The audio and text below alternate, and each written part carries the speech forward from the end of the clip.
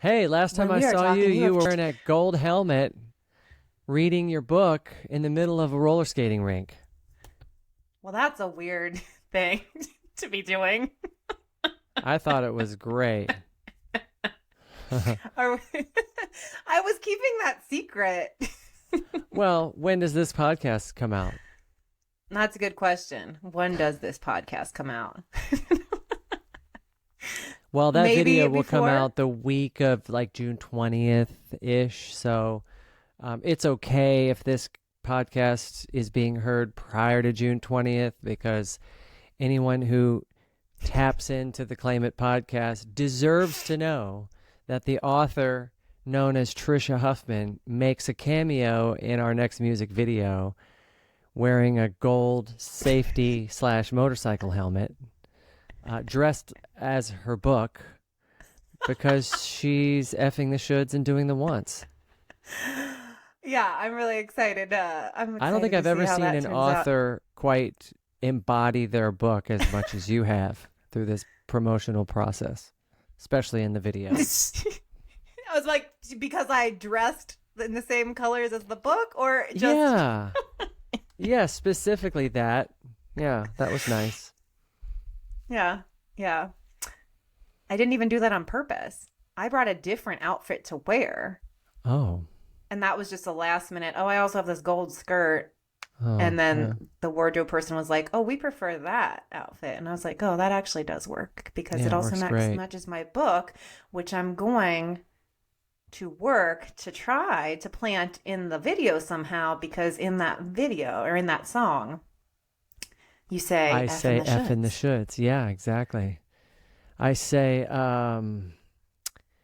what's the lyric from the bridge? It says, you're often misunderstood. Some people just wish they could do what they want, effing the shoulds. Just go enjoy your life. Stop trying to get it right. I'm celebrating the time that's remaining, working or playing. I'm spending my savings like we're on holiday. That's the bridge of that song. And I continually try to write songs that are sort of liberating or optimistic, paint a path towards the freedom and joy, something like that. So if you embrace the words and the song becomes a background to your life journey or mission, then I like for the song to, breathe a little life into your liberation and put a little wind beneath your wings. So yeah, F in the Shoulds makes an appearance in that song, and I wanted you to come be a part of that video because of how you've inspired me. I thought this would be a great place. So for those who are listening slash watching, we didn't know how we were going to sneak Trisha's book into the music video. I thought, well, maybe you could be sitting at the snack bar reading your book, and as the camera pans across the room, you'll just see you in the book. And if you pause it and see a screenshot, you might catch the book or something. There was no guarantee that we were going to make this work. And then as all the ingredients and elements and extras were coming together, I realized this video was going to be bonkers with all kinds of people hidden and or just like rallying around the band. And yeah, it's some good placement. So if you're watching the video, the best place to look is over the shoulder of the cellist. You're kind of between the bass player and the cellist, reading your book and rocking out. It's pretty cute.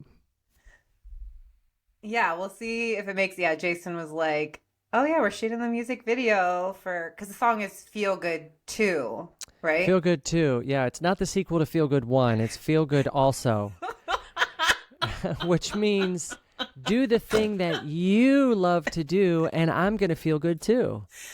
When we live our best life and we're walking around sharing our joy and, courageously living our expression, then, it affects all of those around you. It gives other people permission to do them and essentially just feel good too. So that's what the song's about. Feel good also. I love that. I feel like I'm saying that same thing in a different way all the time too, because with the idea of F the shoulds and do the once, or, even like, oh, taking care of yourself or putting yourself first, or isn't it selfish to do the once or something like that? But I'm always like, no, it's the exact opposite, because when you're doing things that you're lit up about, when you're like totally like, know why you're doing the things and then you do want to do them, then your energy changes and that affects everyone. Like, sure, you Yeah. might end up saying no to some people or you're changing some things and how you do them, but who you are in the world changes because you're living your life on this different vibration. And I don't even talk that way. Yeah. Like, but I don't know what else to say. You know what it is? It's like you're lit up. You're lit Yeah. up by who you are, what you're doing, and how you're doing it, and people can feel that. So it does. Then yeah, then they feel good too. Like, what's that? Whoa, what's up with that person? I don't know, but I want some more of that. Yeah. You could also look at it as like each one of us is our own brand, our own company, and you want to best represent your brand so that everyone else around you who works with you, whether it's family, friends, people who literally work with you, colleagues, etc., then they all then see that your brand is being authentic, it's being true, it's really not being competitive, it's just being uh, its own disruptive sort of entity in the world. And it sort of gives everyone else on your team, your family, your friends, your lovers, your children, whomever, it gives everyone else on your team the awareness of who you really are and access to who you really are. And then they too can then go out and live a life that best represents you as as an extension of you, right? I don't know. I only reason I say that is because I watched some Howard Schultz documentary on the flight home yesterday, and it was all about like teamwork and leadership and how to build a business. Oh, got it. Yeah, you're Thanks, very much in Howard. that. I was like, yeah, I mean, be yourself and You know what? We're on a podcast. We need analogies. We need I get branches it. on this No, tree. I do get it. And like that, yeah, especially when, yeah, as your, cool, well, let's take it totally back to like me as my brand with my kids. Yeah. Then, yeah, when I'm being my most authentic self with them and in the world and I'm doing things, then they are like they're themselves. They're totally themselves. And I'm not trying to make them anything. But at the same time, they're coming from me and this brand. And so it's sort of, it is like they're taking that with them.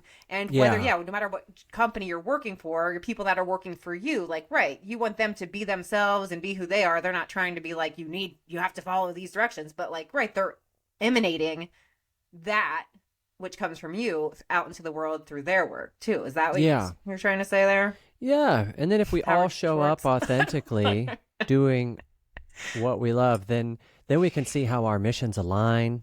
We can see how our expressions sort of overlap and how we can benefit from each other's talents and uniquenesses. So yeah, do the thing that makes you feel good and I'll feel good too. Yeah. Well, and that like something I've been trying to. We're recording this in the month of May, where I have proclaimed May the month of play. And every single day in May, I am prioritizing play in some kind of way. And I don't Okay. mean to rhyme, but now every time I say it, it comes out that way, Yay. which is playful. But in so these ways, and it's making me like just go out of my comfort zone in some different ways. And one of those ways is like even when I'm driving, to let myself sing out loud and at the stop signs, instead of being like, what if somebody sees me, be like, all right, like I get more like even into it because I may play like whatever. I don't care about them. I care about power. And so often in life, we're afraid of what will somebody think of me. So we better stop, tone it down. But it's really like when you see somebody, like when I see somebody that's losing themselves in music, it brings me so much joy. And I'm kind of like, Mhm. I wish I was on their vibe. Right? So it's like that sort of thing as well. It's like you're giving people permission to step into that in their Yeah. own way. And think about all the people you've turned and seen, and they're just picking their nose. I mean, that's also as an expression. You're like, dang, get it, fella. He's going deep. Go you know? after that. Have You no know? shame Yeah, in your no nose shame. picking. Ah. We all got to do it. You said the word disrupt. You said something about disruptive or Okay, disrupting. Yeah. Sure. Your new album, I really feel like is disruptive. Okay, disruptive to your daily productivity, or disruptive to how you hear music compared to other music right now? To music that's putting out right now, even your own music, like it's very much in line with Jason Mraz and who I know you to be and the music you've played, but at the same time, it fucking tickles me. And like every time I hear one of the songs on the new album, I'm just like, what the fuck is this? In a good way. That. Yeah. Like you can't not dance. You can't I am like, what is this? What is this? In a good way. Yeah. Like it makes me like lose consciousness. That's great. Of life and just like, okay. And I'm like, who is this person right now? Where did this come from? Why is this happening? So where did it come from?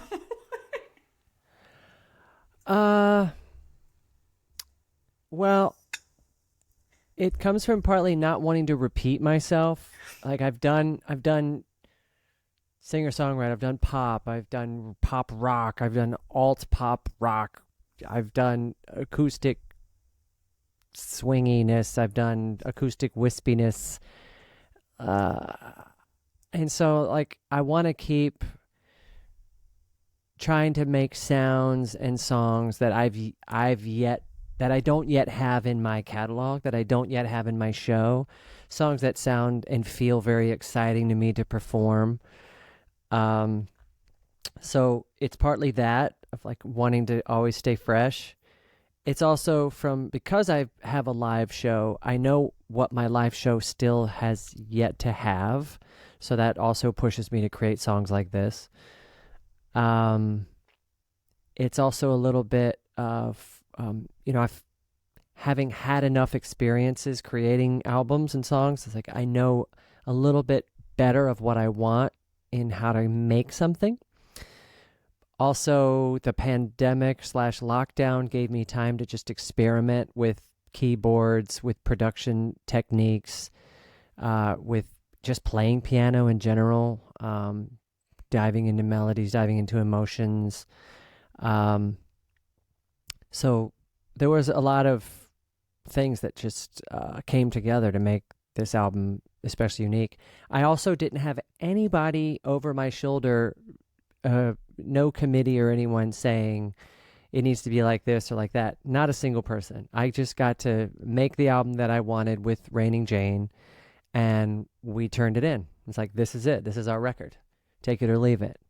And luckily, we knew, because we had a high level of, just had a high standard. And then we also had Martin Terefe as producer, kind of a sixth member of the band, who helped us really reach certain goals that we had. We knew that the quality of work that we were turning in was going to be, it was going to deliver what a label and or marketing and or radio team would hope to have sonically, So we had a great team. So you yeah went to work with Martin, full studio production, before the label heard anything, which I know you're on a different deal right now. So yeah, I'm on a distribution deal. You had a contract deal, but yeah, so I have a contract with BMG. They're the largest independent record label in the world, and they are essentially a distributor, and they provide label services, and they're amazing. They're fun to collab with, and they fully support the projects we want to make. Ultimately, the projects are really being made for a little imprint label that I created in 2020 called Interrobang. And so my reggae album is on Interrobang. This new album, Mystical Magical Rhythmical Radical Ride, is on Interrobang. Gregory Page's last two albums are on Interrobang. Hopefully other artists will join Interrobang. And Interrobang is the name of the emoticon or the name of the punctuation of when you see exclamation point and question mark paired together. And when they're paired together, that's called interrobang, and it's sort of like interrogation, the question, and bang as like the exclamation. And I see that as a great name for this label because you love it first, and then you ask, "What is it?" And so that's why kind of my reaction to the music, where I was like, "I exactly love this. it. What is this?" Exactly it, and that's why Gregory Page is on the label because like I love this music. What is it? I've never heard anything like this before. The reggae album, we love this. Why is it reggae? What is it? What's going on here? So that's really the kind of music and the path I've wanted to sort of follow for the next couple of years of my life. And BMG's been an amazing partner in this, in developing this dream and these musical concepts. And they have, full faith and trust in me to make something cool. And I want to also deliver something really cool. So, we shared demos early on, and they came to see the tour, and they knew our trajectory and what we were planning to do. And the whole time they just said, "Great, we're so excited." The only thing they asked was if they could have it sooner, and it actually took us a little bit longer to make than we had. Than they wanted, but it all works out in the end because where we are now is just a really comfortable place, and everything was able to happen in sort of flow state and happen naturally. We never had to force anything. Never had to speed up any part of the process, and that was really lovely. But what? So like you somewhat answered, but yeah, like the such like dance vibe, but it's not like current, like, yeah, there's a lot of dance technically, pop out there, but this is like totally different. Yeah. Like how did you guys land there? Well, there's one song called You Might Like It, and it starts with cello and sitar, beautiful line, and then it takes off into little rap verses, all of which each line could be like a bumper sticker. If you want something you've never had, do something you've never done, right? Like you could cut up the song into these little fortune cookie commentaries or something. But prior to actually what the lyrics are about is Raining Jane and I started jamming that song in 2011. Like that was the first time we ever conceived of the idea. And we were very much inspired by Daft Punk's Random Access Memories, the funk that they were producing, which was dance music played live by Nile Rodgers, Daft Punk, Chris Caswell, Pharrell, a great group of people, all humans, in sync, playing dance music as humans. Yeah, playing dance music. Which is rare. Which is rare. I mean, it really still takes humans to trigger everything in dance music, but a lot of it is MIDI controlled to a clock, to a beat, to a BPM, to synthesizers and or to Ableton and various other live creative interfaces that allow you to do a lot of cool stuff. So we wanted to learn how to do that. And honestly, it took us 10 years to learn how to do that.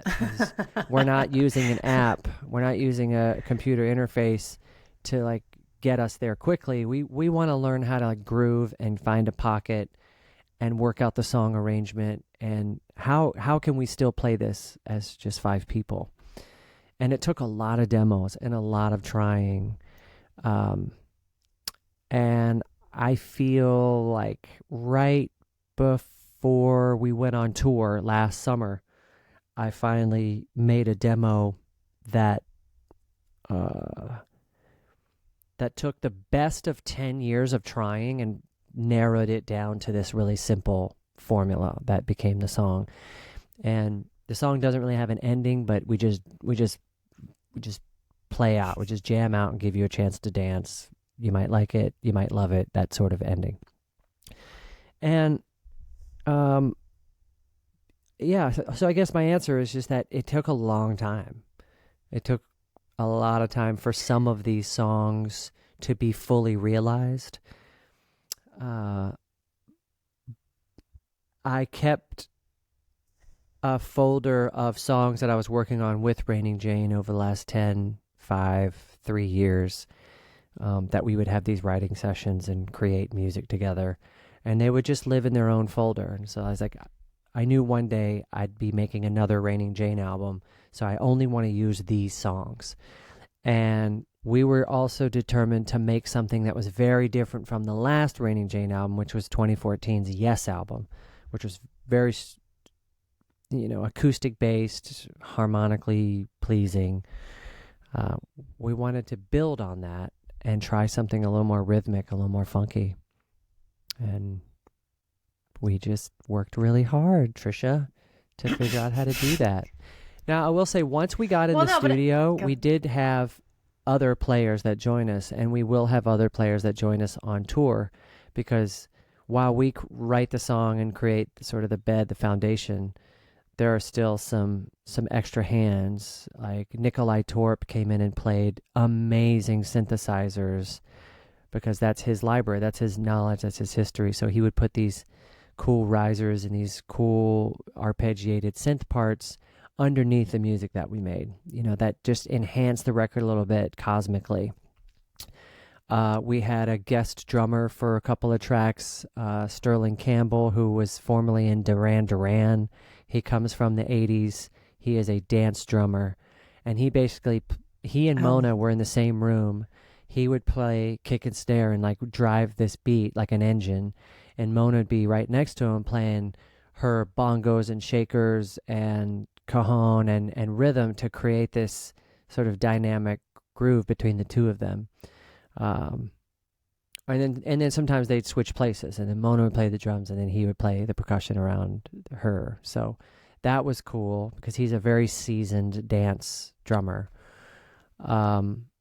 Glenn Scott from the UK, a great songwriter, played like some whirly and some Rhodes, some electric pianos for us, which was really nice. But those are production enhancements. In New York. Yeah, we recorded in New York City. Which that was something you were like, I want to record an album in New York, right? Exactly. Like that was another like making dreams come true. Yeah, I'd had that on my bucket list for well over a decade. Like, it'd be cool to live in New York for a while and make a record there. And I think I had imagined like 6 months living there, writing songs, making an album. But I didn't see, that was just a bucket list thing. And Martin called me in the spring of whatever last year was, 2022. 2022. He's like, hey, man, how are you? I wrote a book. Can I send you a book? I was like, oh, wow, that you wrote a book. I know somebody who wrote a book. Do you need a foreword? And he said no. And I write a great foreword. Yeah. I don't mean to be forward, but I write a great foreword. So we just were chatting, catching up. Martin produced an album for me 15 years ago, and I've known him for 20 years, and we would occasionally get together and make funky songs and weird stuff. He's a great producer because he wants to make something weird. He knows how to deliver a familiar product, but he wants the artist to still be like do their like most unique version of themselves. So he was a real champion for this new music, and he said he had just built a studio in New York. I said, can we use it at the end of our tour? Because we'd love to have a New York experience. He said, definitely. And then I mentioned, we don't really have a producer for this project either. So if you want to hang out with us and give us some feedback. And that's how the conversation went. He said, definitely. So he made time to spend those days with us in New York, which then just instantly became him producing the album, which was awesome because it took a real weight off of how we were going to pull this off, knowing that I've got his expertise. And going back to even like when you said you were making this album, not having like to think of anybody else, like, yeah, earlier in the career, and definitely with, I guess, traditional labels, I don't know what you'd call them, like there still is such a pressure for like a hit single, right? Like in that, I guess, in every other album cycle, even though BMG was a different sort of deal, I'm guessing was there still like, okay, do we need a single, or was that even too like not really on the table until like you turned it all in? Like, is that part of the like when you're saying I didn't have like not having to have anybody else's input or stuff in making it? Like, there's no what's the single?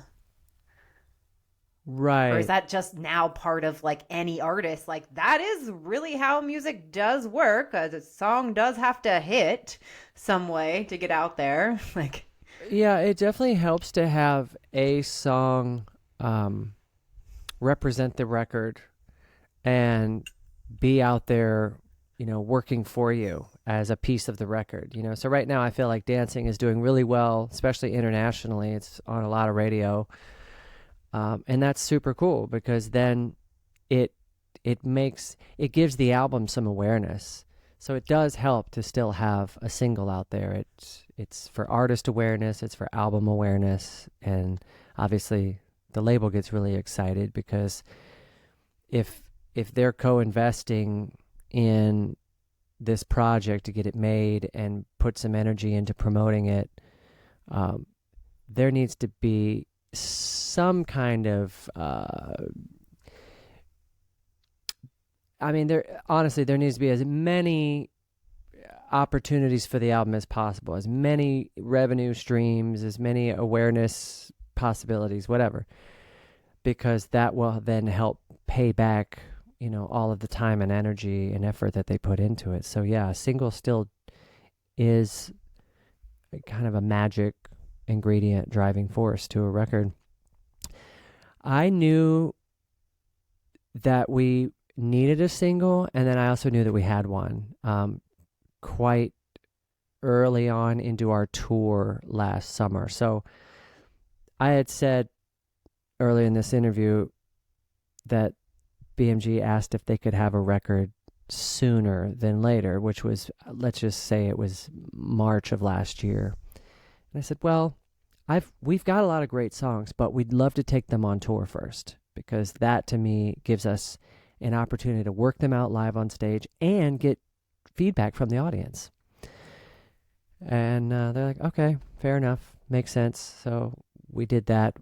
We toured our songs, and about a week into the tour, we were getting the feedback that we wanted, and I pulled a song out of a vault called I Feel Like Dancing that suddenly was working really well on tour. Like almost instantly it was working really well on tour, and we played it every night. We were eventually closing with it every night, and people were losing their minds. So I knew after one night of playing that song that we were going to add this to our New York City sessions and most likely use it as, one of the single options. And I am a sponge. I listen to everything anyone tells me because I don't have all the answers. So I listen to feedback from fans, listen to feedback from label. I listen to what people are making requests of me. And the president of BMG, about a year ago, he said, look, we support you. We'll put out whatever you want to put out. We love you. He goes, but it sure would be nice if we had a global radio hit. Those are his words. sure would be. Yeah, No big. global radio hit. Well, maybe just a global. Maybe just a global radio hit. Just, So,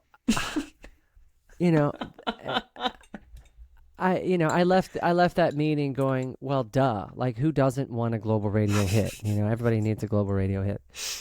So that was always in the back of my mind. And it's not easy to just go home and write a global radio hit. But it was always in the back of my mind, like, okay, I got to figure this out. And being on the road and singing I Feel Like Dancing, it ticked all the boxes for me for the kind of song that I thought could cross over internationally and be a really easy song. Because the song itself is not trying to save the world. It's not trying to convince you of who I am or some broken heart or some feeling or some it's not even like there's no there isn't even any like wisdom weaved into the song. It's just a simple song about playing, about play, about personal expression. It's also about accepting others and how they dance, because it opens with, I like to dance, it looks like this. He likes to dance, it looks like that. She likes to dance, it looks like this. We like to dance, it looks like this. It's a direct reflection of dance trends, of what's been going on around the world the last couple of years, with everyone having their own channel and their own expression. So I felt like if I have, out of the 100 possible songs I might have in a vault, this is probably my one shot at a global radio hit. And it worked.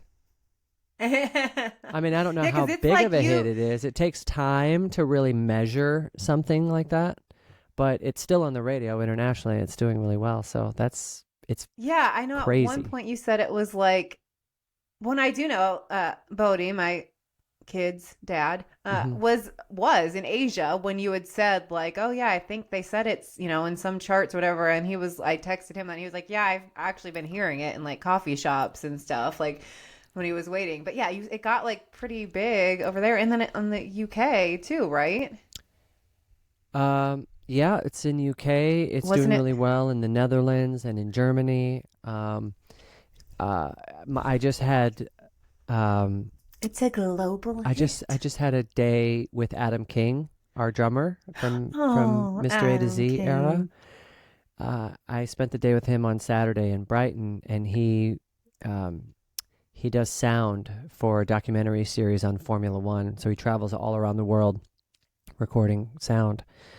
And he said he heard I Feel Like Dancing in Azerbaijan at a Formula One event.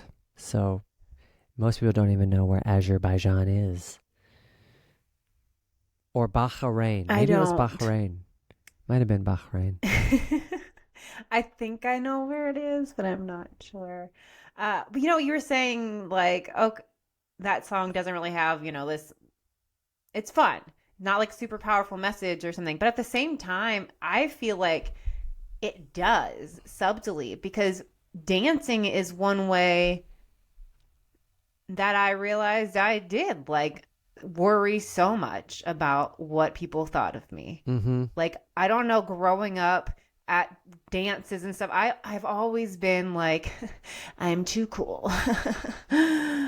I'm too cool, so I'm not gonna do things. So like, would go to the dances, but then like not dance and whatever, like, or yeah, like so many times I've held myself back from dancing because it was probably this fear of what other people, what I'll look like, what of that. And so like, I feel like that song does like give this freedom of who the fuck cares.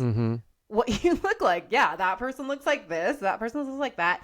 And I'm just imagining, I wonder when you're saying playing it live, how it did land for people, because especially that's kind of going to a concert, you want to hear the songs like, sure, you love that artist and you want to hear their new stuff, but not really. You want to sing along to the things you know.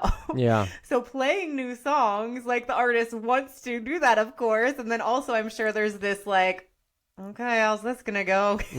Yeah, totally. But so like, I make up that's one of the reasons it must have like worked too. Like, would you see people sort of move into different energy with that song? Like maybe people who hadn't been dancing. Not that, I mean, I'm sure there's a lot going on while you're playing a show that you're conscious, but I assume that it would be like, oh, okay, yeah, I can dance. The very first night we ever played it in Kelowna, British Columbia, the audience just went bananas. People were dancing and almost taking their own moment to like really go for it. And it was obvious to us, so then night after night, it just repeated itself. It gave people permission to like pop up and dance. Whereas you said maybe they're otherwise reserved and you don't want to look like a fool. So I love that. And it gave the song, and that was the original idea. We were doing this gag, this gimmick, this dance thing on our tour in 2014 and 15 on the Yes Tour. I think it was in the middle of Dynamo Evolution. We'd have a breakdown, and I'd say, I like to dance, and it looks like this, and I'd do a dance, and then Mona would do a dance, and then we'd just pass it along. And so I had that idea for a really long time, and then MC Flo and I wrote a song that kind of went around that idea, but the music still wasn't fully realized. And in 2017, I worked with this great producer, Chris DiStefano, and Steph Jones. We were on a writing retreat in France, and I shared the idea with them, and we redirected the song to have a different chorus that had the My Kind of Magic and that kind of vibe. And then it wasn't until I brought it out on the bus with Raining Jane over the summer that the song took yet another twist in its arrangement and shape to work for the stage. So it was a really long journey of this idea, but it was something I believed in and had tested out almost 10 years ago on the road. So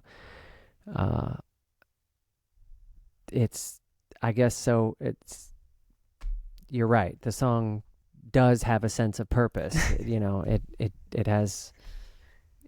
is going to save the world. God damn it.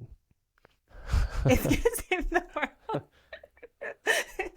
But I mean, we're laughing about it, but again, like, it's the small things that really do make an impact, where it's like something like that, where you realize, wait, why haven't I been letting myself dance? This, whatever, like, you don't know what that could shake free in someone. You really don't.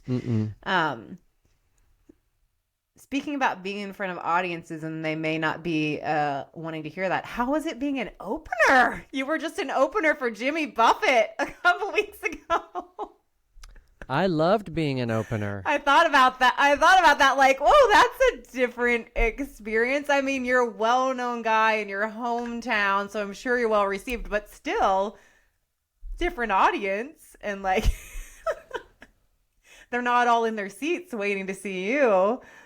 Yeah, when we first got out there, people were still coming to their seats, and that's what the opener's job is. You got to warm up the show, get crowd in their seats, get everybody excited for the headliner. But we had a full hour to rock out, and by the end, and it was during the sunset hour, so it started a little light, and then by the end, we had all the lights on. It was dark, and it was a wonderful concert experience. Big stadium, 25, 30,000 people. Awesome crowd. Wow. So generous with their listening and singing along. But also we had enough time to just jam, to just kind of, like, I put an old song in the middle that we played for, 17 minutes, version of Common Pleasure, where we just traded solos around and just enjoyed the space, because it's not every day that you get to perform on a stadium-sized stage with such a huge sounding PA system. So I would have one ear in to basically hear the drums and bass, and then I would keep an ear out so I could hear the sound of the PA and hear my amp next to me. And finally, after 20 plus years of playing, I'm having more and more confidence to not look at my hands, close my eyes and play some solos and just rock out. And I loved it. And the feeling I had was, we're not just there to present something rehearsed for the audience to witness. We're there to witness it as well. Like, yes, we know what songs we're going to play, but we don't know how they're going to sound. We don't know how they're going to gel. We really don't know until we start to play it. And if we leave ourselves enough room inside of each arrangement for improvisation, for feeling, then we're going to be witnessing something at the same time that the audience is witnessing it. So that's the way I looked at it going into that gig, and I had the best time. It was really fun. That. And and then I was also... Yeah, I was wondering about that. And then I was also done by 9:00. So that was also a good feeling. I could enjoy the rest of my evening. Yeah, no, I was wondering if that, like being an opener and then also playing that large of an audience is awesome. But I know in the past from touring with you that like sometimes on your own bigger headlining tours, you were like, oh, I think I prefer more intimate Yeah. audiences, Yeah, I which you're do. not alone. I recently even heard like Adele like is absolutely loving her Vegas thing because it's like 4,000 people and she feels like she can actually interact with them instead of Hmm. all she had ever really played was these giant like Yeah. places. Hmm. Um, So playing the did stadium that this give you? time with Jimmy B was great because it was really up to Jimmy to sell out that venue, right? I mean, I like to think I may have had a little hand or sweetened the deal for somebody to buy the ticket.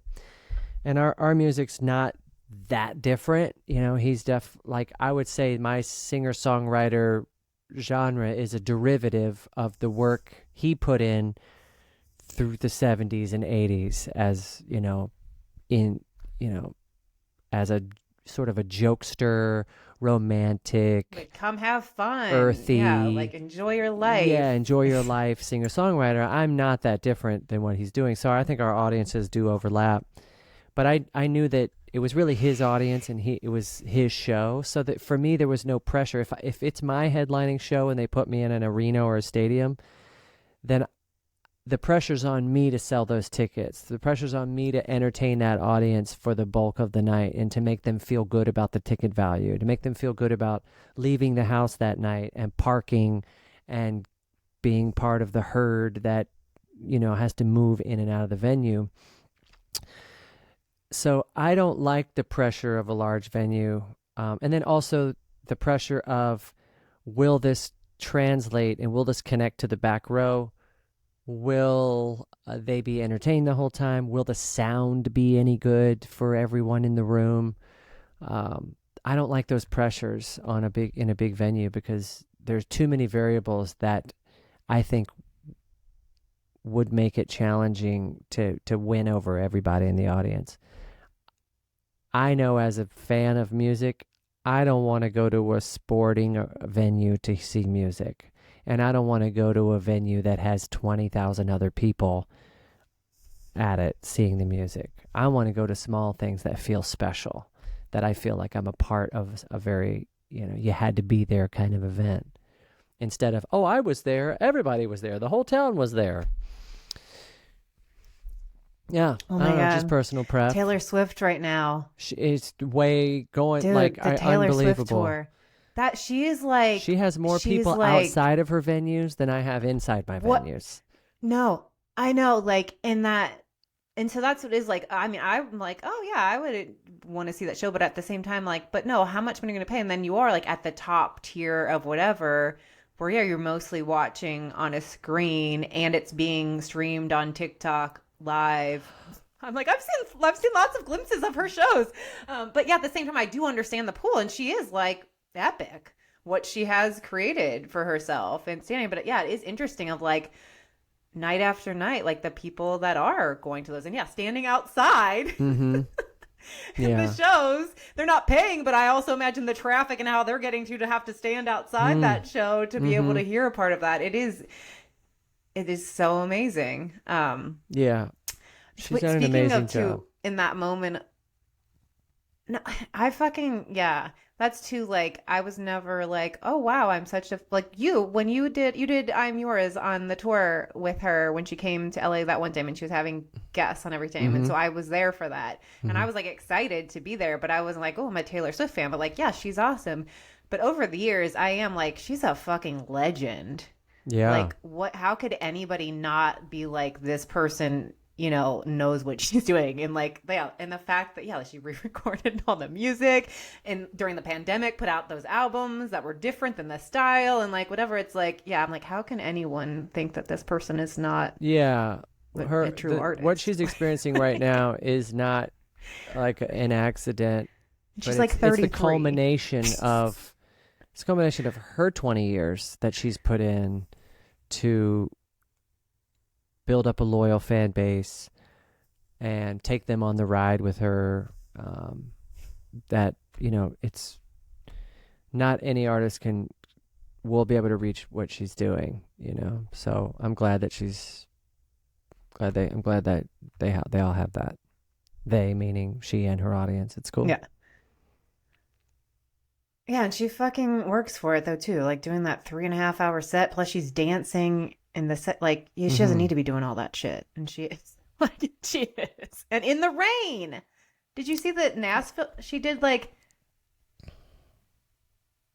There was a Nashville show recently that she delayed for like 3.5 hours and waited. Nobody would do that. Yeah, they cancel the show. Like that, she's that committed to her fans. We're going to find out in a couple of years anyway. is that she's been cloned and that she's probably like a robot or android. And so the real Taylor Swift is at home eating ice cream, or she's just backstage calling the shots, and there's this like machined version of her that's out there just crushing it. I don't know. Yeah. I don't know what else to say. Congratulations, Taylor. She's doing a great job. No, I'm gonna move on to that. But yeah, and also everybody is different, and I mean, also the way her makeup is that she can't even do all of that night after night. Like that's not like nobody should feel like that's what we should all be doing or whatever. And I hope she takes a long ass break for many years to recover. But talking about live performances too, and how you're saying with the being on stage with Jimmy Buffett and like being in that, like you guys are having an experience as well, or how you said it, that is something interesting. Obviously I got into doing sound because I love not just music, but live music so much. But over the years, it's changed so much to, I do think there is a lot of, let's make this be as close to the album as possible for the fans. And I don't find that to be interesting. And I was so excited last year to go to a concert for the first time in a couple of years. And it was like yeah, it just feels like we're going through the motions here. Everything is there's the a lot exact same. Are they even singing? I know, think right? They're singing some of it, but maybe on top. And there's so many more ways to support show, your live sound now, using album stems and using pre-recorded material to help enhance your sound, to big up your sound. And I think the more and more bands and DJs were doing it, it just encouraged more and more people to do it, because that's how you do it. That's one way you can do it, to make your sound more full so that the audience has a more full experience. But I think you need to find the balance to hybrid that. I've never done backing tracks in my show until just very recently when we started doing I Feel Like Dancing on TV.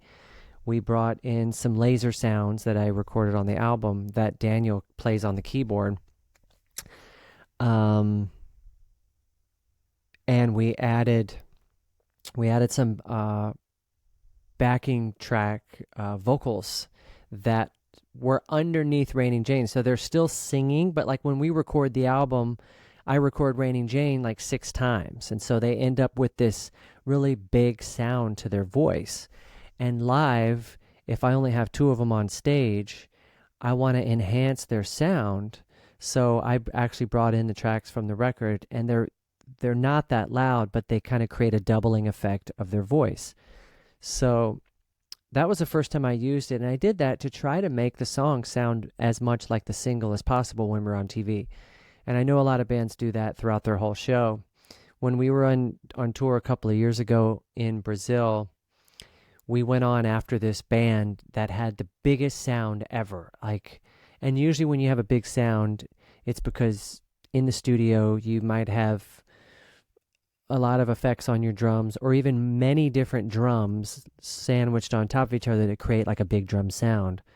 And this band was clearly using all those stems, and they just sounded ginormous. And then we go out on stage, there's like 5 or 6 of us, and we sounded so quiet and so puny.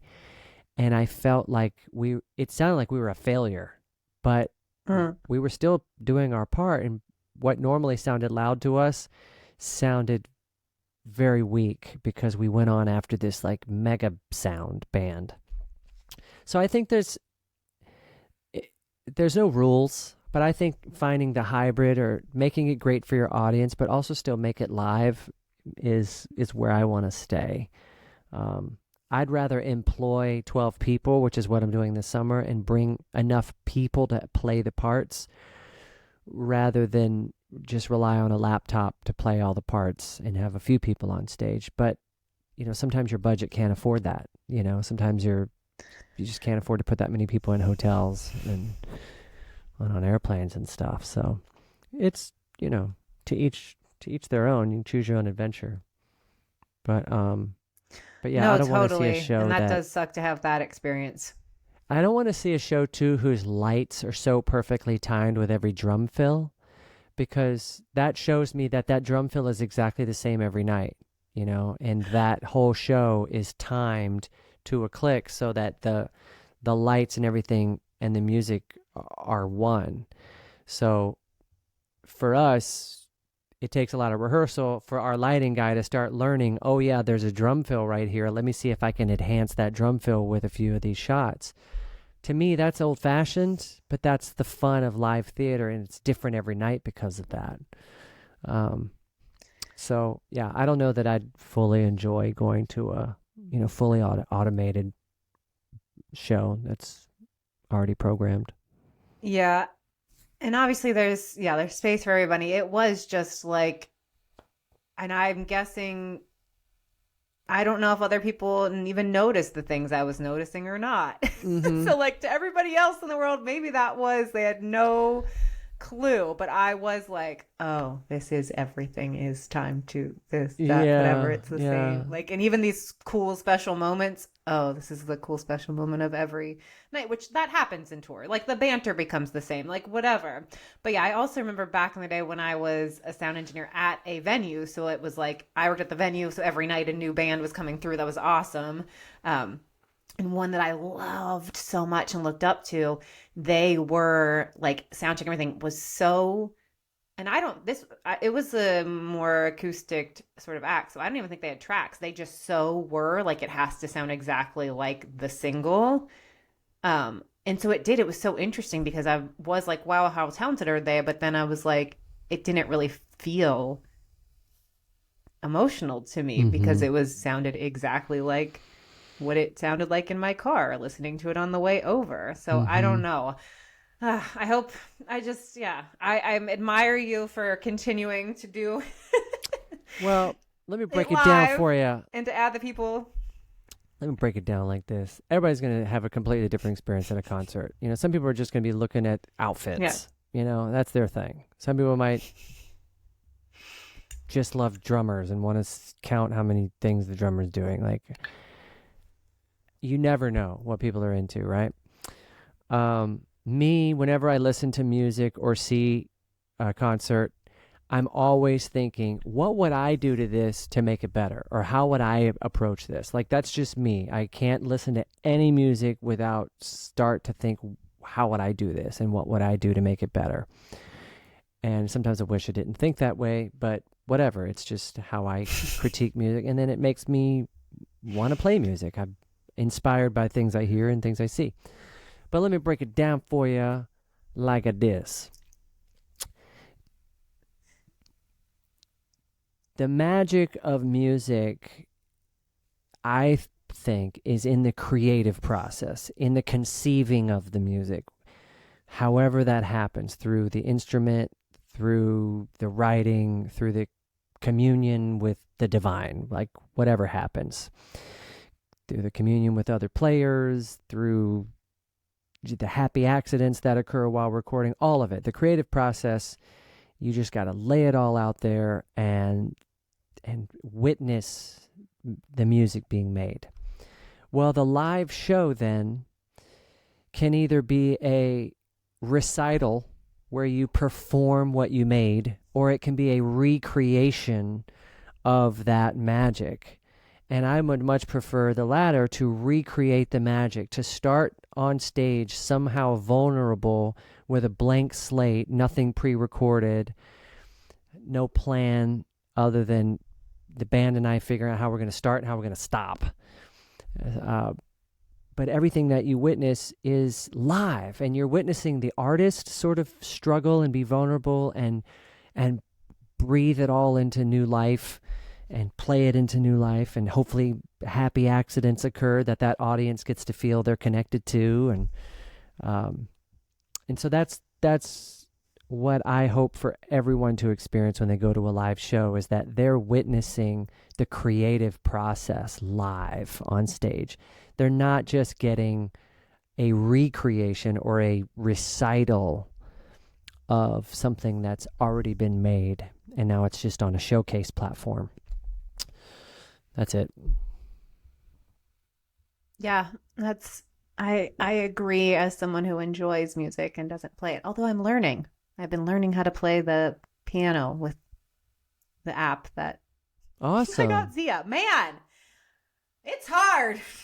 My finger cramps up with the major keys or whatever. I have to do 3. I don't know. Yeah, trying to play the chords and stuff. So fun. It's so funny, as someone who's been around music forever and admired it, but really never played anything, and then now learning something. I'm like, man, like I just even have so much more respect for these people after I've already been working with musicians for so long. I want to talk about again, this album and the interrobang effect it has. It feels like to me that it has to be super freeing to you on a different level or something. I mean, even with, I feel like dancing, like having the fully choreographed video and then performing that on Kelly and Ryan and Regis. Kelly, yeah, I wanted to say Ryan Regis Kelly forever, whatever, dude. and then and yeah, just like the playfulness of the videos and everything too. Like, I don't know, it just how's it been feeling? It feels great.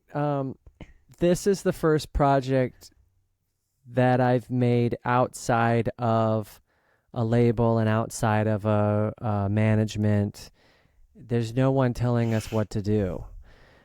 And, I made the reggae record, but we had the lockdown and we couldn't make videos. We couldn't tour that. Right. There was no hit single for us to pursue. There was nothing about that record other than it was timely for 2020 because we were in an election race and we were at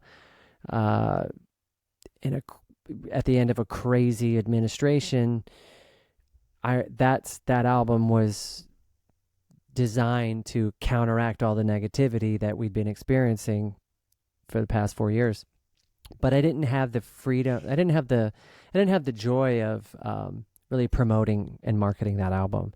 So on this album, because we're kind of back out in the world, we're out of our homes, and I'm back in the pop category. There was a lot of interest and encouragement for us to go out and make videos and go out to get creative on the marketing side of things. So the first video, I feel like dancing was really tough. I find videos to be tough in general because I just think about the song. I don't think about the visual. I want the listener to have their own life, their own visuals, their own story that they can paint to the song. The song is just the background of somebody else's visual. So whenever I have to make a video, it's like, I just gotta like commit to a visual and know that, look, this isn't the only visual, but yes, this visual is going to be paired with the song as the official video, whatever. And I met a great director who believed that we could do a one-shot video through a space. It just so happened that the best space that we got for the time and the budget was a country club. Not my first choice. Not something I would have said, yeah, let's do this at a country club. It just seemed a bit like snooty and country club-ish. I honestly think country clubs should be done away with, and all that land that goes to golf courses should be converted into housing for the homeless. But whatever. We filmed at a country club, and it was exciting and challenging, and we got to incorporate a lot of different people in that video, and And it was fun. But what that was the first of several music videos. And it felt like the first night of the tour where, okay, it's good, but now that you've done one night of the tour, let's do the second night. It's going to be a little bit better. And then the second night's better. And then by the end of the first week, your things are really starting to you're really starting to show off. And so we learned a lot on the first video that by the time we made the second video, I had a little bit more confidence and which that was the pancakes and butter, yeah. Or no? Pancakes. Yeah. So I had a little more confidence to weave into it some of the comedy and some of the elements that I wanted, that I just want all videos to have. I always want there to be humor and lightheartedness and magic in the videos, because it's TV, you know. Let's do some camera tricks. Let's do some fun editing. Let's make it silly, you know. Because I'm definitely not going to try to sell you on cool or sexy, because I don't think I'm either of those things. Well, that one's a bit, again, with this Interrobang, because it is sexy and wait, what the right? fuck's But happening? You know what made it work for me was the comedy. We couldn't go all the way in sexy. I can't. No one would believe it. Yeah, and I don't believe it. So, but I met a great director, Jaime Valdereza, who gave us the ability to perform some magic and get funny. He just, every idea we had, he'd laugh and go, yes, let's do that. Yes, let's do that. And you don't always get that with directors, because I will say the next director we had for Feel Good 2, we kept butting heads. It's like, okay, I want to do this. And then eventually he go, no, we can't do that. No, we don't do that. So for Feel Good 2, I had 2 other choreographed dance scenes that we wanted to make, and we choreographed them. We sent the videos out for our extras to learn and for skaters to learn. And the day before the shoot, director's like, no, we can't do that. And so a director should never say we can't do that. He should work with the artist to find out a way to at least shoot it and make it happen, so we can at least see before we say no. And we weren't given that opportunity. And I'm gladly share that publicly, because this director should just hear some feedback. So I learned from all 3 videos, but even by the 3rd video with this dud of a director somewhat, I still was able to communicate and do things in the 3rd video that, had I not done the first 2 videos, I wouldn't have had the understanding on how to, pull off the 3rd video. So it was fun. I really enjoyed videos this time around. And I think it's also, again, because you're doing, no one's telling us what to do. We're just trying to make cool stuff. Yeah. But that's, the first one with you're at the country club, but it's this dance routine, and it is a gay wedding, right? I guess queer wedding. What do we call things? What is the appropriate language these days? I just, I want, if I'm gonna make a video, same way if I'm gonna make anything, there has to be somewhere in this, what's our purpose? Why does this matter? If people are gonna watch this, and one thing we still need in this world are platforms for queer expression, and so I wanted to make sure that our videos still had that element inside of them. So yeah, there's something in every video. Right, because then in Pancakes and Butter, right, in Pancakes and Butter, there are expressions of that, or examples of that, or whatever. Yes, and then Feel Good 2, roller skating, which you were used to roller skate. Used to roller skate. How old? I love roller skating. You roller skate and are an awesome. I roll, baby. Skater, but I felt that making that cathartic in some way. It was the best. I knew I wanted to make a roller skating video 20 years ago. Ever since I started making music videos, I thought, one of these days, I'm going to have me a roller skating video. I think... one of these days. One of these days. I think Beyonce has a great roller skating video. I think the song's called Cherry, or maybe Cherry's in the middle of the song, or the song's called Purple, or I don't remember what the name of the song is, but she's got a wicked roller skating video. but I think ours is right up there. And it's cute. I always wanted to make a roller skating video. I don't know. It's an environment that I grew up in.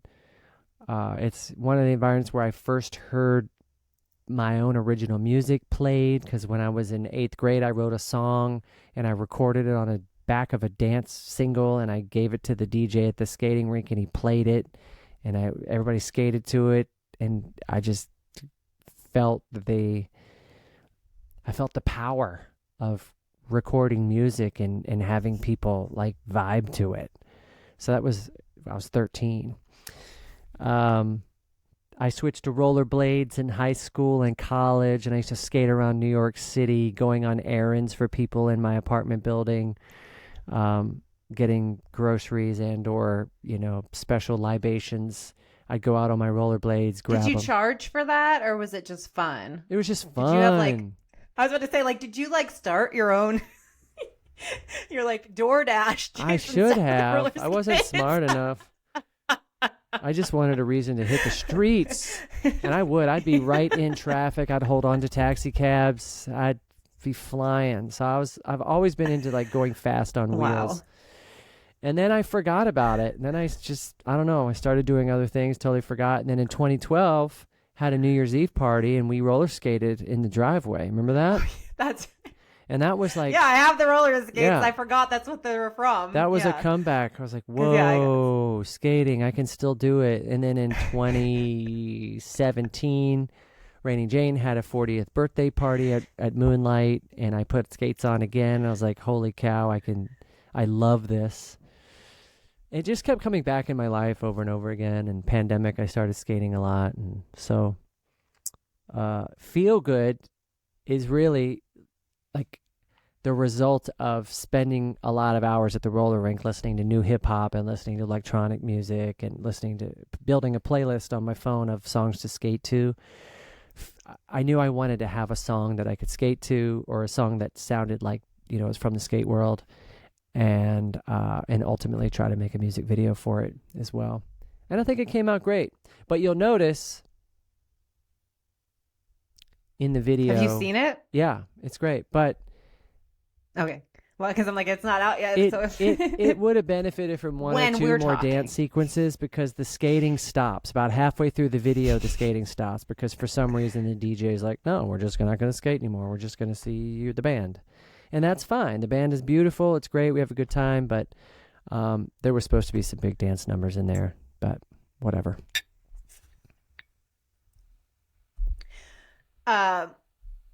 This does not have to go in the episode, but since you did talk about the importance of representation of, same sex and different sexuality choices, I guess, do you want to talk about why that is important to you, and how you've come out as bi, but it's somewhat under the radar? Well, because I'm not out there promoting it. It doesn't need to be on the radar. Yeah. It's really but nobody's business. But it isn't. After spending, I could go back. Well, let me first say this. After spending, half of my life dating, in sort of hetero experience relationships. Kissed a lot of girls, broke a lot of hearts. I just never found the clit. So I just decided. But then I kissed a boy, and a penis is basically a giant clit. It's really easy to find. It was just easier. You don't even have to find it. It finds you, right? It's hits you in the leg, pokes. It's here I am. I'm going to cry. So I had this, this realization that, I'd been missing something. And there it is. And it's great. And so then if I go backwards in time, it's well, how did I miss this?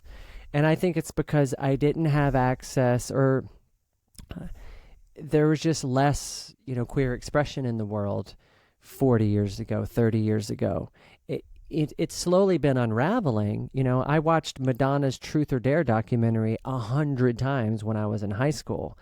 I'm aware that of queer culture, but I just didn't feel like I had the experience and or maybe even the permission. I was a little afraid to pursue it. I also just didn't know what I liked. I didn't know if I would like it. But I always had bi curiosity, and finally in having experiences, it was like, oh, this is cool. This is just as lovely as being in a hetero situation. It's just as lovely. And now it's actually even a little deeper because I more relate with a guy because I have a guy body. I have the guy experience. I have the guy parts. So it's been really surprising and fun. But I don't know what I'm not looking for anything. I'm not trying. You know, here's another thing that's happened is I also spent most of my life thinking that love was outside of me, and as soon as I found her, then I would be whole and complete, and that's it. And then I'd move on. I wouldn't even really be needing love in my life. I could just do other things. And it's like this, oh, once I find it, then yes, that's taken care of. Yes. And I found the perfect partner, and I, you know, kind of like rushed into marriage and it had a wonderful experience. But I also realized that I had kind of been pursuing it for the wrong reasons, or misled by ideals, societal ideals, that once I did this, I'd fit the picture and the picture would be complete, and then that would be it. And once I put that picture together, it didn't feel authentic, or if I don't know what the word is, but I knew that I had made an error in judgment, and while still young and still early in this life, and because I married the perfect person, this person was like, I get it, I understand you, and I think you should do what you need to do to continue to, you know, figure yourself out and live the life that you want to live. So luckily, I feel like we both came out of it unscathed and still friends, and now I'm just here, you know, dancing. But no, I mean, it's a whole lot of unraveling shoulds, you know, is what I see. Hey, and that's even like it. you said, Forgot we were on a podcast there for a second. I did.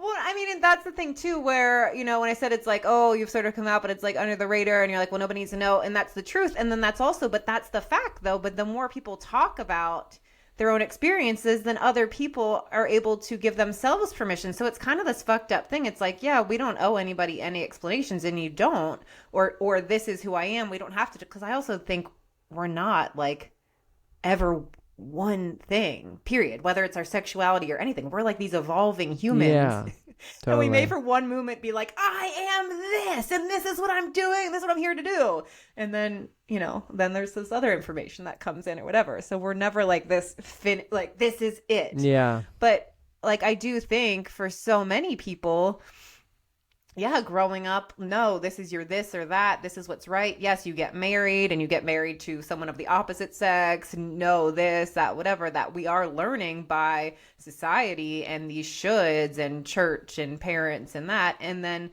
that the more representations are people just being open, that it does give people permission to question themselves and get curious. That was, I wanted...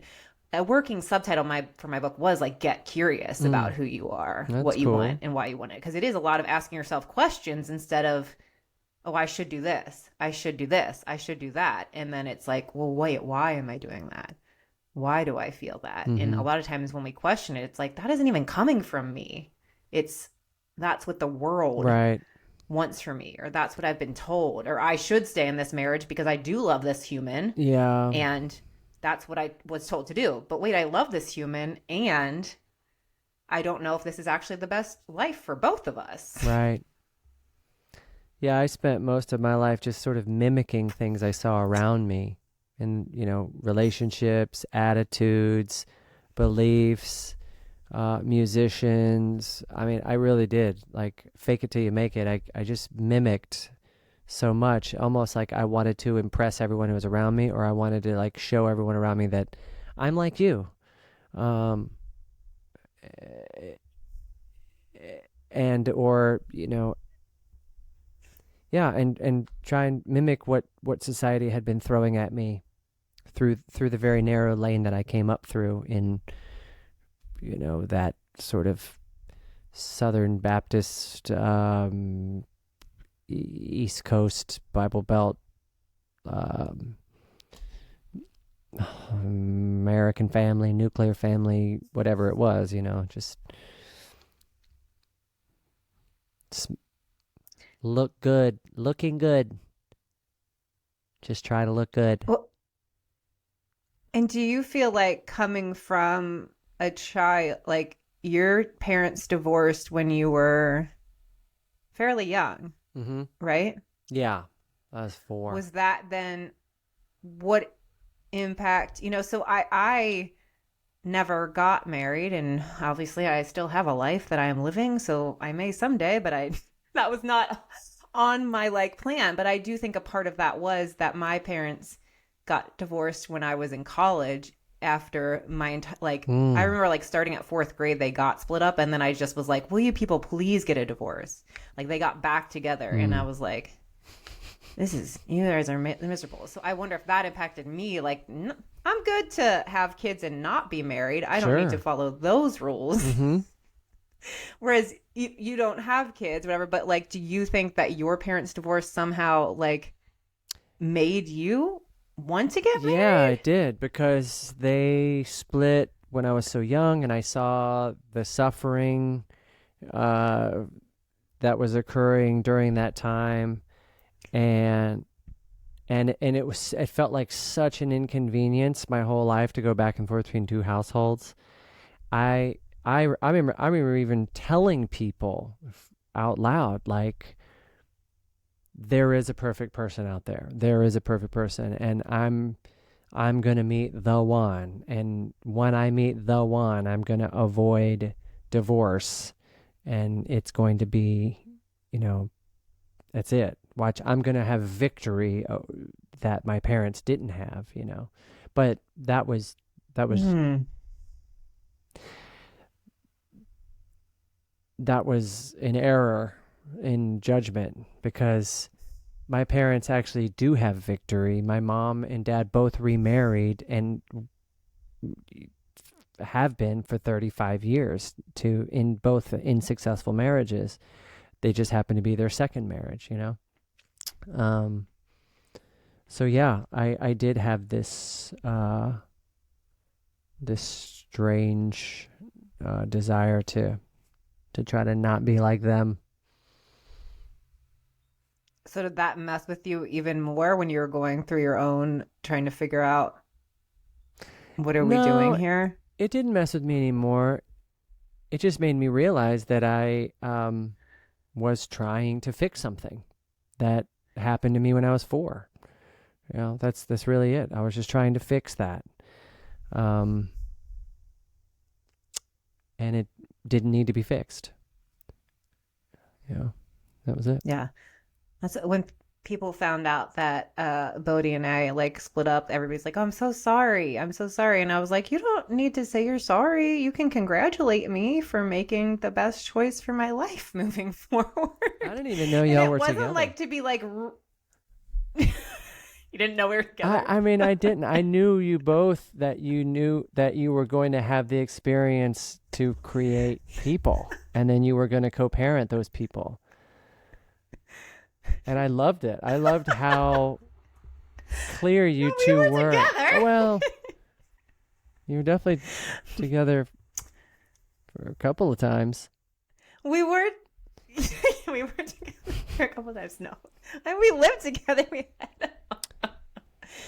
But yeah, but I did always have in my mind. I always wanted to have kids. I didn't want to. Being married wasn't a goal, but having kids was. And yeah, and it was like, yeah, I want to have these kids with you, but also I think I knew going in, it wasn't like, oh, okay, I'm gonna have kids and I'm gonna get out of this, but it was with the idea of we're humans and I don't know. I don't know where the rest of this journey is going. So I wasn't like, let me just get with you for a couple years to have kids. Because that was a painful choice for me to end them, because I end that, or to not end, we're still a family, to transform our relationship. Because they are kids. And as you said, you had the experience of going back and forth between homes. And I realized how that, but at the same time, I realized my own life growing up with people who I knew were unhappy and were not making each other happy together. And that experience to me was the one I didn't really want for them. So it's like, this is going to be harder for them to have two separate homes in some ways, but who I am is going to be different, and who he is likely going to be different, because we are so happy to be your parents and to not have to live with each other annoying the shit out of each other. Yeah. Because we are not we are not meant to cohabitate and not whatever. So that it was a painful thing. So even when I would say to people, like, you can say congratulations, it wasn't like this lighthearted thing, but it really was, hey, yeah, I'm going through a hard thing and you can congratulate me because I'm making a very hard but powerful choice for the rest of my life and my kids' life. Yeah. So congratulations. Congratulations, Jason, Trisha, on making the choices for your life. Thank you. As you continue to evolve Thank and you. grow. Well, sometimes, All right. sometimes we become so hyper-focused on something that we invest a lot of time and energy into it, and we tell everybody about, this is who I am, this is what I'm doing. And then if that thing doesn't work and it's not working, I think it's wise to shift your energy, think of a new way of doing it, change your mind, whatever that looks like, instead of doubling down and investing more time and energy into it, investing more money into it, investing more, I am this, we are this, we are this. Because that, I saw that as like, it's just prolonging what was inevitably going to be a split. Because I knew there were parts of me that were still going to pursue something else, no matter what. So rather than just invest more and more time and energy into something, and there's a great handbook for relationships that I'll plug on this called Kindred Spirit, that was written by Matthew and Tercy Zinglehart. And it's a great guidebook for relationships, how to still grow and evolve as an individual through the experience of being in a relationship. And each person is still going to get to be themselves and whatnot. And one of their recommendations is, like, if you're having cold feet, if you're thinking of ending a relationship, give it 6 more months. Play full out. Go in. Go deep. Play full out. Be the best listener, partner, truth teller, giver, all of that. You can. And we did that in our relationship. We did that numerous times. Like, okay, let's give it 6 more months and play full out. And at the end of that 6-month period, I still knew that there was another path that I wanted to be on. And so we eventually decided, yeah, we should split and go do those paths. It wasn't easy. Definitely not easy.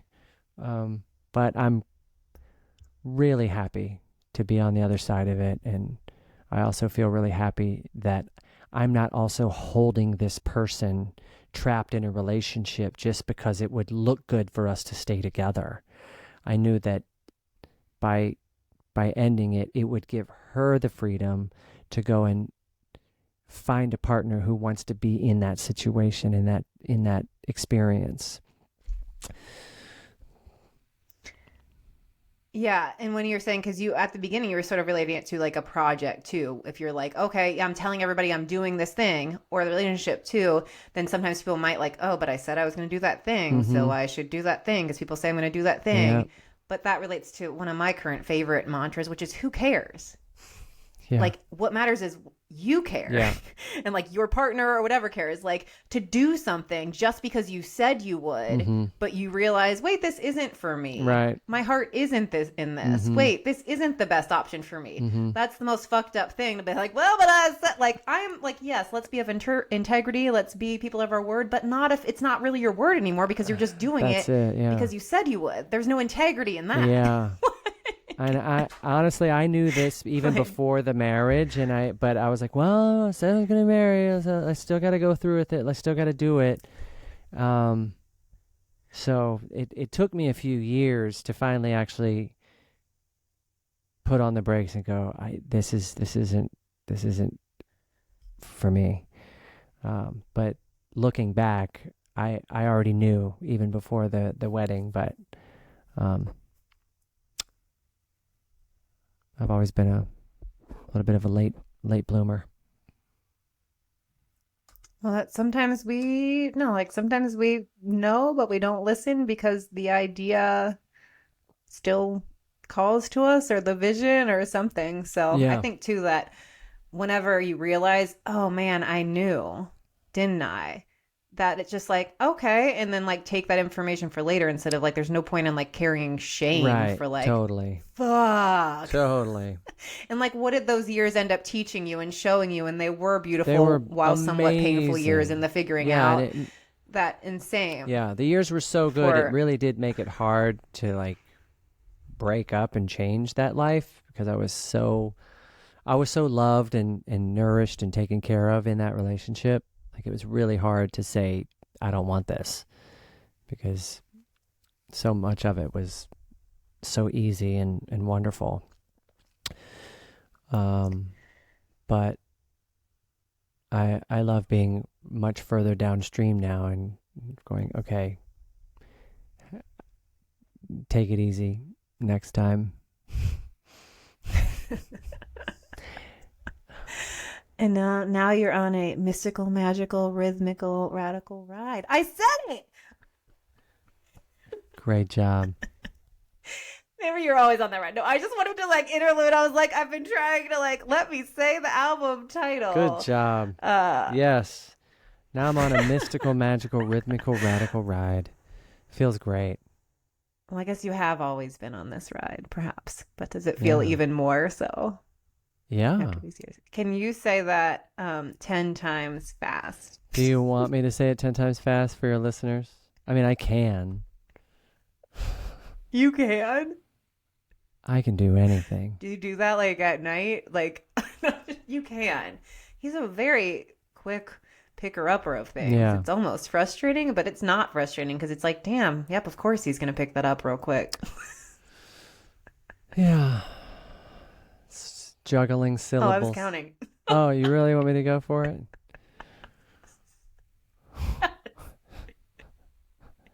I wouldn't, but then you brought it like, oh, okay, you really want me Oh, to? well, you asked. Can I say it 10 times fast? Yes, I can. Yeah. Yeah. Oh, let's hear it. Will I?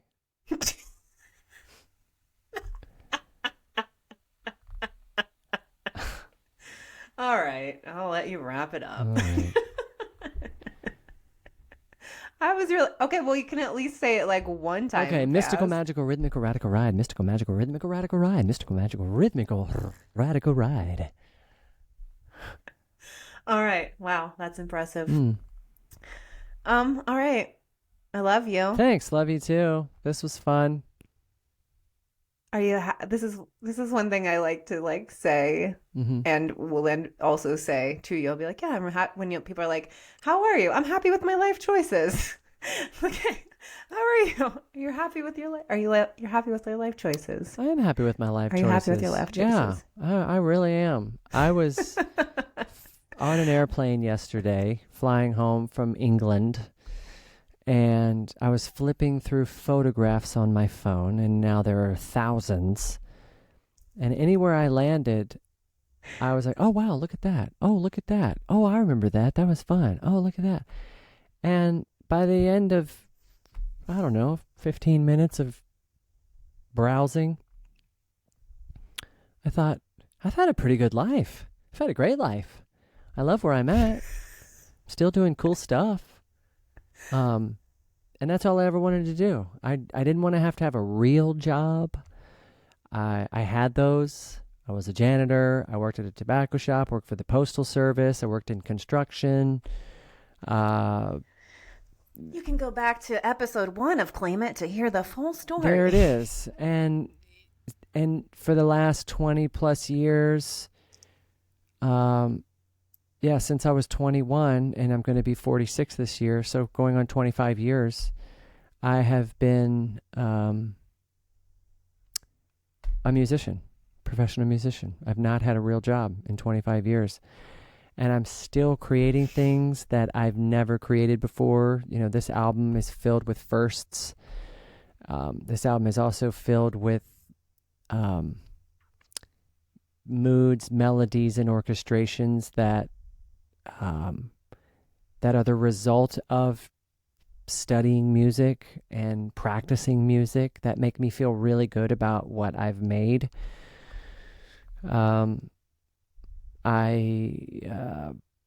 There's more in me. I'm excited to create the next album. That's very exciting. There's also there's no one telling me what to do. That's very exciting. So I love where I've been. I love where I am, and I'm excited about where I'm going.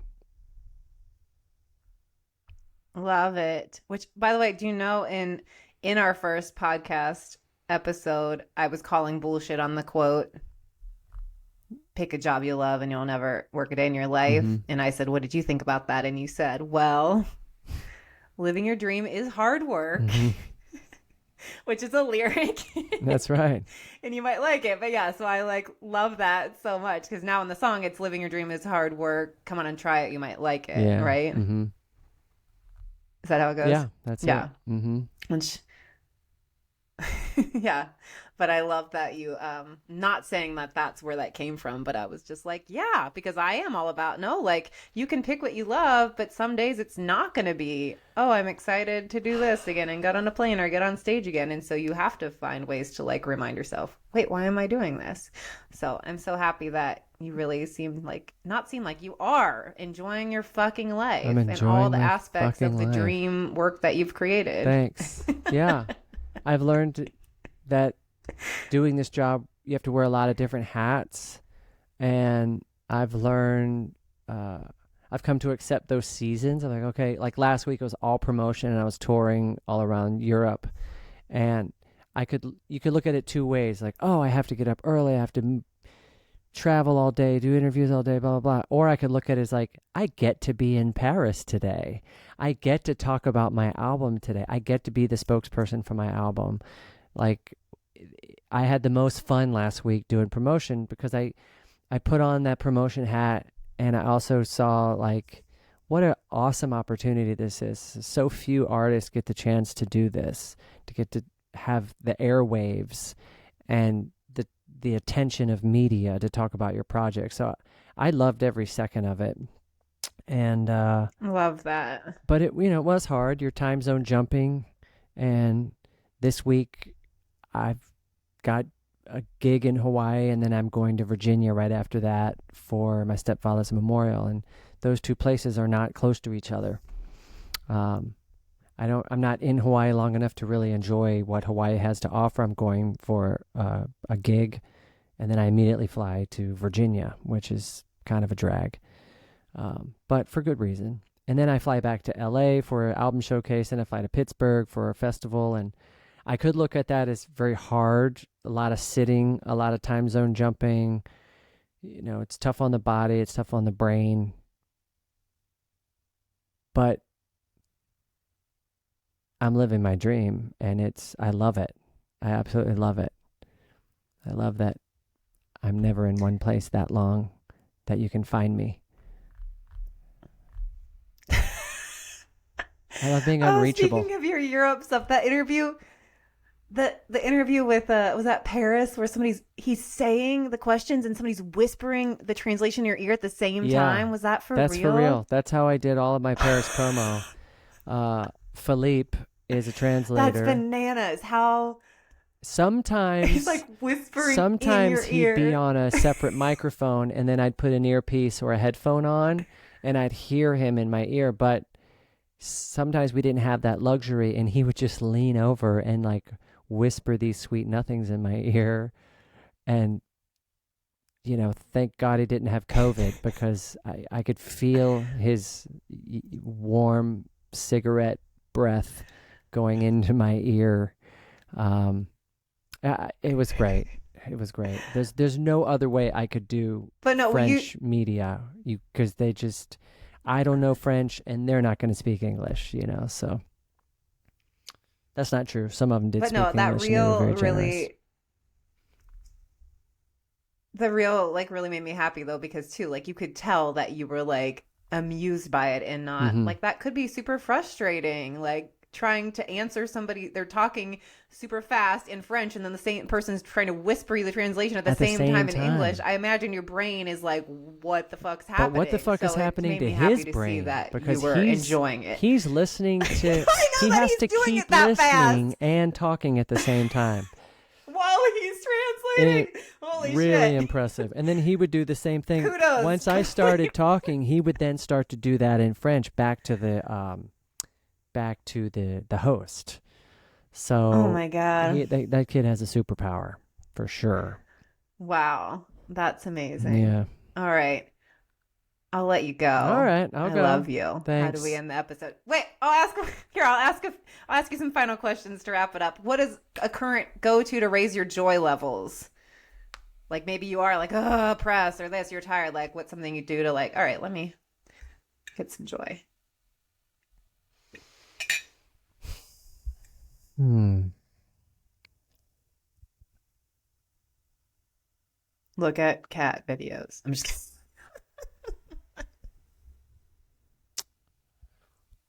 kidding.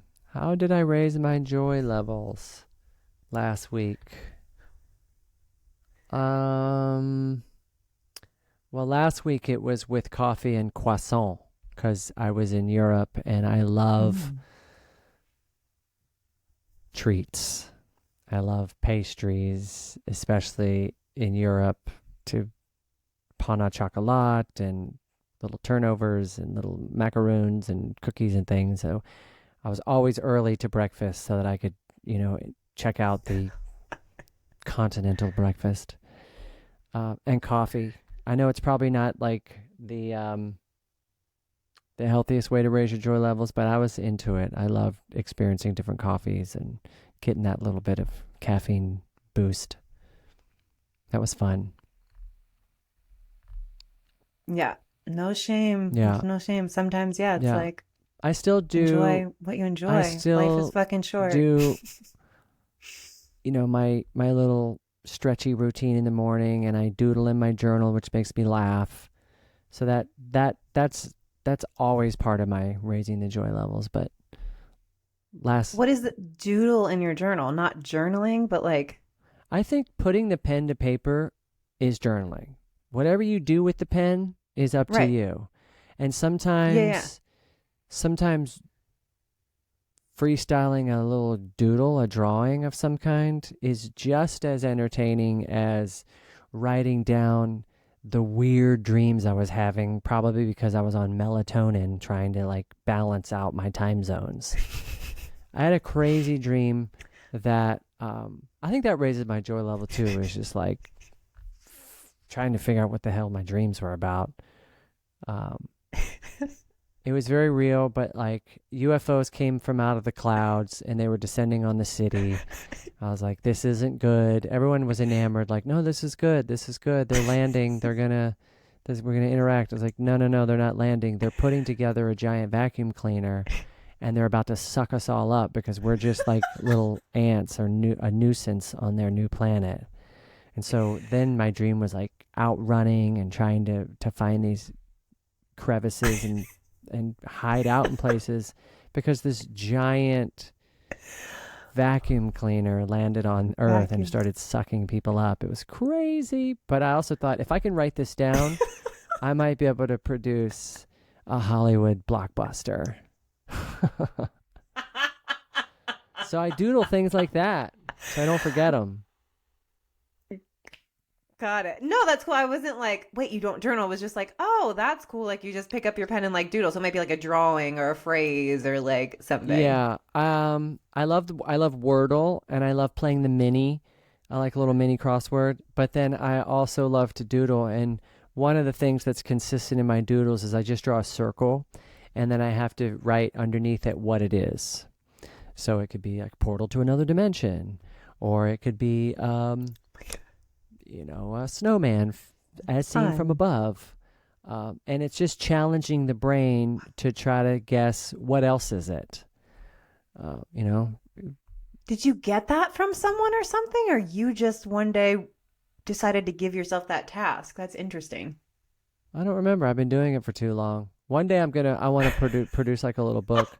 I've done paintings where I'll paint the circle and I'll write underneath what it is. I've sold them at farmers markets. I mean, I don't want anybody to steal this idea, but I feel like you could publish a book and it's just circles. Yeah, some people have. But that every day that person has to like draw on this.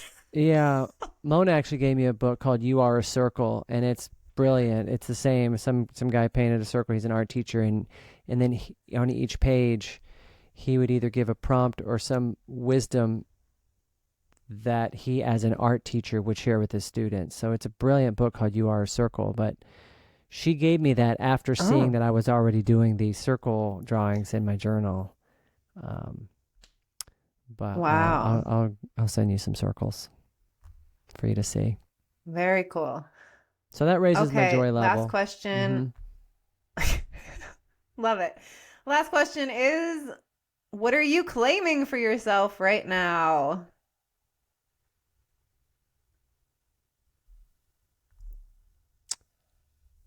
I am claiming. Today I did a lot of claiming. I had a team meeting, and we had to sort of, team meetings mean like, what does the next 6 months, what does the next year look like? And I claimed personal time, because it's really easy to give all your time away, especially during a hype period like this. So I really claimed the personal time that I'm going to need over the next couple of months. So I enjoyed that. I'm claiming personal time in the midst of being a setting some boundaries. Global radio hit.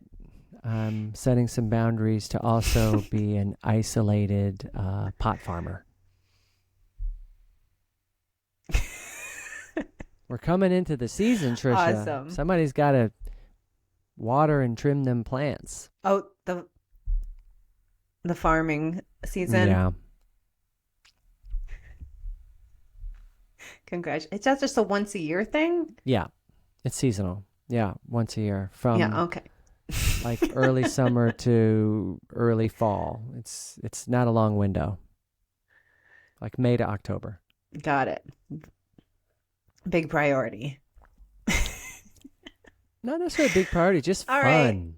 Just fun. Yeah. Got it. But you want to be a part of it. I do. Is what I'm saying. Yeah. Yeah. It's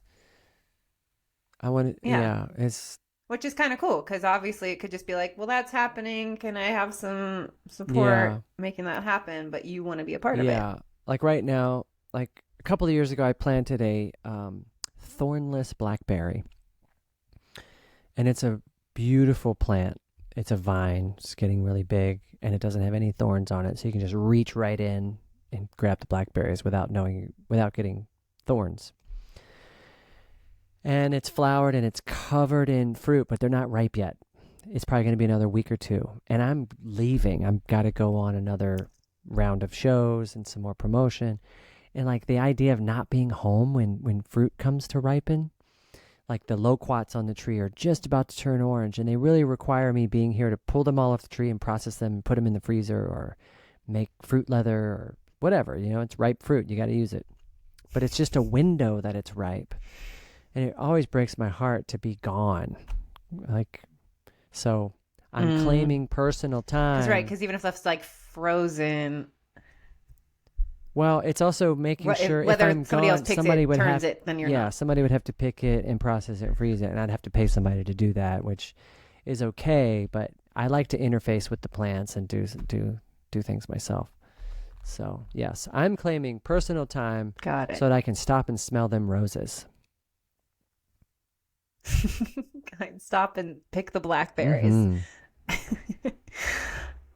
Awesome. I love you. Thanks. Love you too. Thanks for having me on your program. I don't even know what conversation.